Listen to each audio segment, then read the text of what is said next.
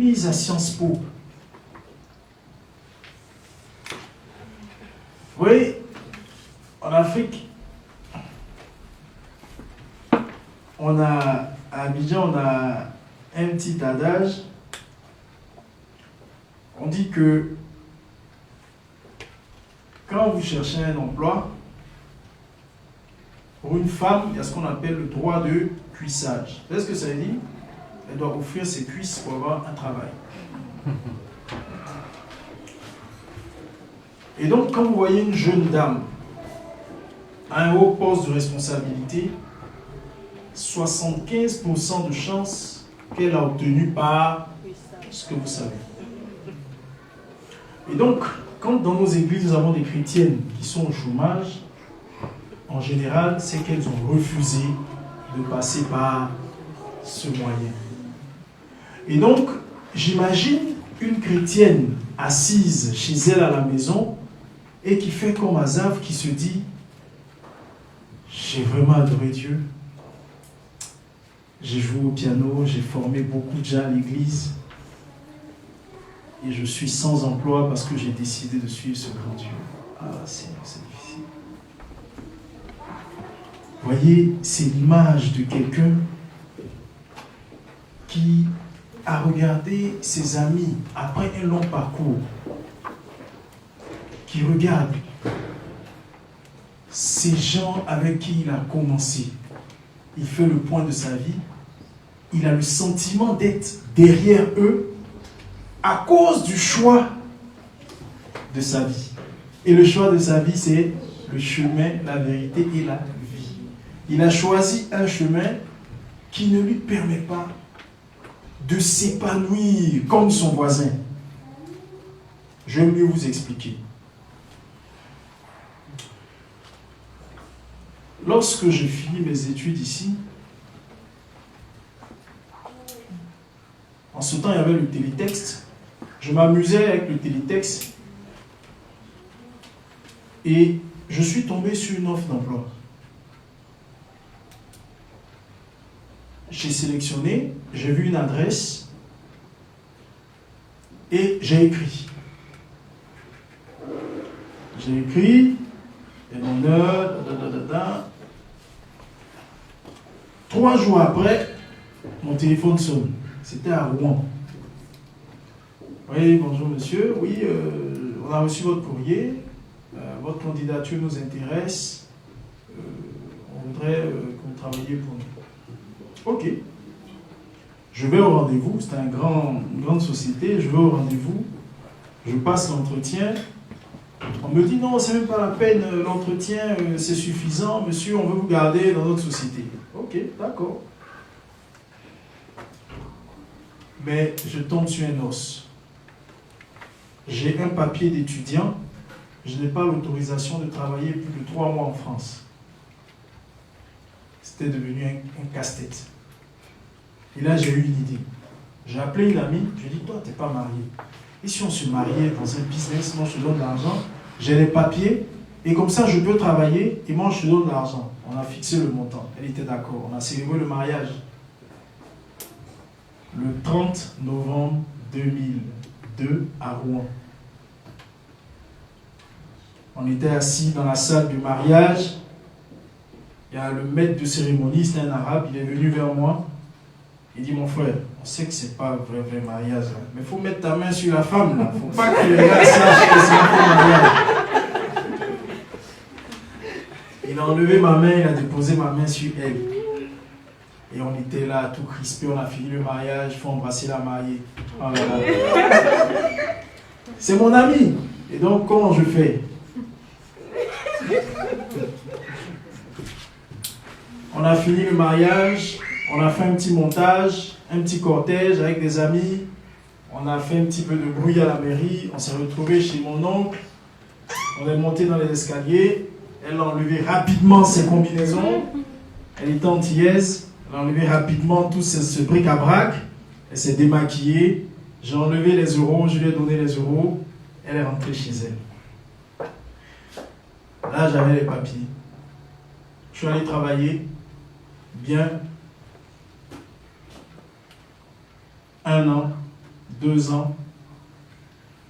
Et un jour, j'étais chez moi, j'étais en train de prier. Et c'est là que le Seigneur a ouvert mes yeux comme une vidéo. La suite, je vous la raconte tout à l'heure. Ils n'ont aucune part aux souffrances humaines. Ils ne sont point frappés comme le reste des hommes. Aussi, l'orgueil leur sert de collier, la violence est le vêtement qui les enveloppe. L'iniquité sort de leurs entrailles, les pensées de leur cœur se font jour. Les méchants n'ont pas besoin de se cacher. Là, vous avez la contrainte d'être pieux, la contrainte d'être religieux face à une situation. Vous êtes obligé de laisser passer certaines choses que le méchant ne laisse pas passer. Le méchant, c'est qui? Le méchant, c'est celui qui, selon la Bible, n'a pas Jésus dans sa vie. Point.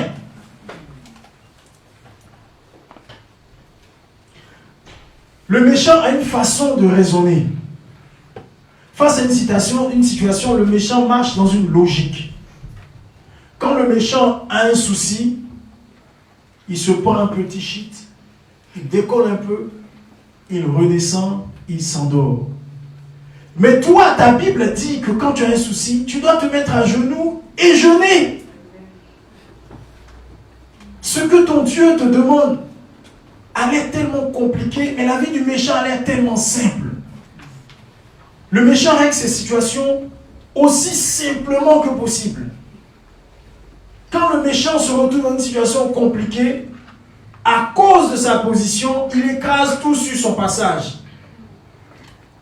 Mais toi, à cause de Jésus qui est dans ton cœur, quand tu te retrouves dans la même situation, tu es obligé de pardonner. Amen. Alléluia. J'ai fait une affaire avec quelqu'un et je me suis battu à la dernière minute. Le monsieur a pris tout le bagot, il s'est tiré. Il est parti avec tout l'argent. Et au moment où je voulais frapper, j'avais la possibilité de contacter des loupards de mon quartier pour le terrasser. Mais parce que j'ai Jésus, je suis obligé de laisser tomber tout ce pognon. Mais le méchant, lui, il récupère un loupard de son quartier, on règle le compte de ce monsieur, on récupère les sous. Est-ce que vous comprenez les contraintes d'être chrétien? Lorsque vous avez une inquiétude, vous ne pouvez pas fonctionner comme le méchant. Et le méchant, lui, avec son mode de vie, il prend du poids. Il grossit. Il devient tout mignon. Et c'est à lui qu'on donne les premières places dans les lieux, dans l'entreprise. Il y a des choses qu'on demande aux méchants. C'est toi qui dois faire les ragots sur le collègue là. Tu vois Jean, ce collègue Jean là, il est un peu bizarre. Bon, tu le surveilles, tu nous fais des ragots. Hein? Ce que tu as vu, ce que tu n'as pas vu, tu le dis. Hein? On suppose que tu l'as vu. On va le vider. Et parce que le méchant marche comme ça, il a la faveur du patron. Et c'est le méchant qu'on considère dans la société. Dans l'entreprise, il a une bonne position. Parce que le méchant est toujours à la porte pour guetter ce qu'il a vu, ce qu'il n'a pas vu. Il revient vers le patron. Voyez, Madame Bruce. Ça ne fait pas, ça ne fait pas. Là, hier, elle est venue à 8h01.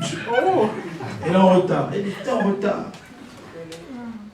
Bon, on va dire 8h15 pour que ça fasse mieux. Oui, le méchant fonctionne comme ça et le méchant, on lui donne les premières places.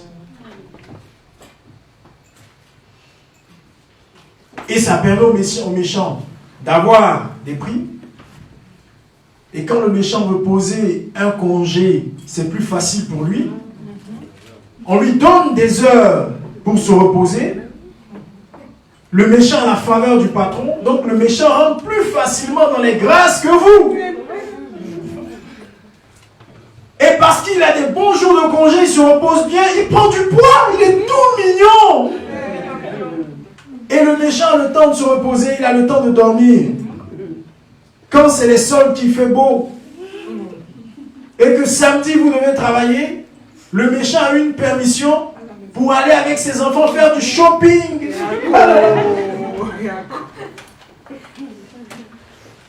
Et le méchant à la côte, on parle tout le temps de lui. Vous voyez, dans les familles africaines, quand une femme ne fait pas d'enfant, c'est un gros scandale. Vous voyez? Et donc, vous savez ce qui se passe? Cette femme qui a décidé de se consacrer, de rester attachée à Dieu, elle n'est pas encore mariée, elle se conserve chaste et pure pour son homme, elle a sa petite sœur qui, elle, est frivole, elle passe partout, elle a 4 enfants. Elle n'a pas Dieu, mais elle a 4 enfants. Et celle qui s'est conservée chaste, lorsqu'elle se marie, au bout de 10 ans, elle n'a toujours pas d'enfant. Et donc sa réflexion devient la réflexion d'Asaph. Comment se fait-il que j'ai consacré mon cœur à Dieu et que je n'ai pas ce que ma soeur a aussi facilement? C'est pour ça qu'Asaph dit, écoutez bien, il raille, verset 8, et parle méchamment d'opprimés. Il profère des discours hautains. Ils n'ont pas peur. Quand vous êtes dans la circulation, qu'un méchant fait une queue de poisson, il peut descendre. Allez, vous, qu'est-ce que vous voulez là? Qu'est-ce que vous avez? Et vous, parce que vous êtes chrétien, et qu'on va vous reconnaître en tant que le pianiste de l'église, en plein Luxembourg, vous êtes obligé de baisser la tête, de faire profil bas, pour ne pas choquer les gens. Je suis désolé. Mais vous avez raison, mais vous vous excusez. Mais le méchant, lui, il a tort, mais il n'a pas peur. Il est méchant, il est dans son rôle. Verset 9. Ils élèvent leur bouche jusqu'aux cieux et leurs langues se promènent sur la terre. Le méchant, c'est ce qu'il fait. Oh ouais, ton Dieu. Oh, on n'a rien à faire, ton Dieu. Le méchant élève sa bouche jusqu'aux cieux. Ça veut dire que le méchant peut agresser verbalement le Dieu en qui tu crois et il n'y a rien. En ce instant précis, quand le méchant agresse ton Dieu, tu aurais souhaité voir la foudre descendre pour le diviser en deux, mais ça ne se produit pas. Et tu es là tout honteux. Et tu retournes avec toute ta honte chez toi à la maison. Et le méchant, il est là. Tu sais Luc, oh, je t'ai sonné aujourd'hui là. Et le méchant est fier. Asaph, à un moment donné de sa vie, a envié la situation du méchant. Et donc, verset 10. Et Asaph dit à Dieu, quelqu'un pour nous lire le verset 10, voilà. Pourquoi le peuple de Dieu se tourne vers le méchant. Il dit à Dieu, tu vois, ton histoire est trop compliquée. Tu vois, tu m'as demandé de me sanctifier, je l'ai fait. Tu m'as demandé de faire ça, j'ai fait. Tu m'as demandé des offrandes, je les ai faites. Tu m'as demandé ceci, tu m'as demandé cela. Mais le méchant, il ne fait rien de tout ça.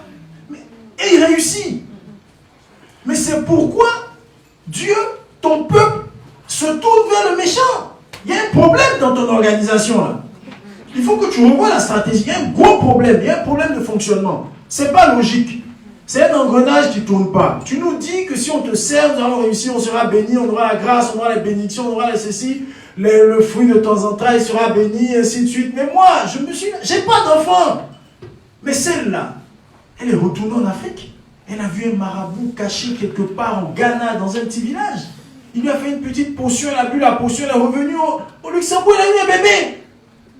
Mais ça fait 10 ans, le pasteur Bruce, il prie sur ma tête, il crache partout sur mes cheveux. Et je n'ai pas de bébé. Et donc, Asaph s'est retrouvé à un procès avec Dieu. Asaph dit à Dieu, non, tu vois, là, il y a un problème. Il faut qu'on se dise la vérité, il y a un problème. Tu vois, ton business d'église, c'est un truc qui est très cool. C'est bien, on joue bien, Rebecca chante bien, on danse bien, c'est cool. Josué tape bien la batterie et tout, on a des bons jeux de reins et tout. C'est cool tout ça. Mais il y a un problème de fonctionnement. Tu vois, il y a des principes. Tu me dis, je te sers, je serai béni, j'aurai la grâce. Et moi, je te sers, c'est moi qui chôme. Il y a un gros problème. Il y a quelque chose qui n'a pas marché. Bon, je ne sais pas, hein, Dieu. Bon, il faut qu'on discute. Hein, on va voir. Moi, ce qui va se passer, à ce stade-là, je ne peux plus continuer. Je vais voir. Tu sais, je ne te quitte pas, hein.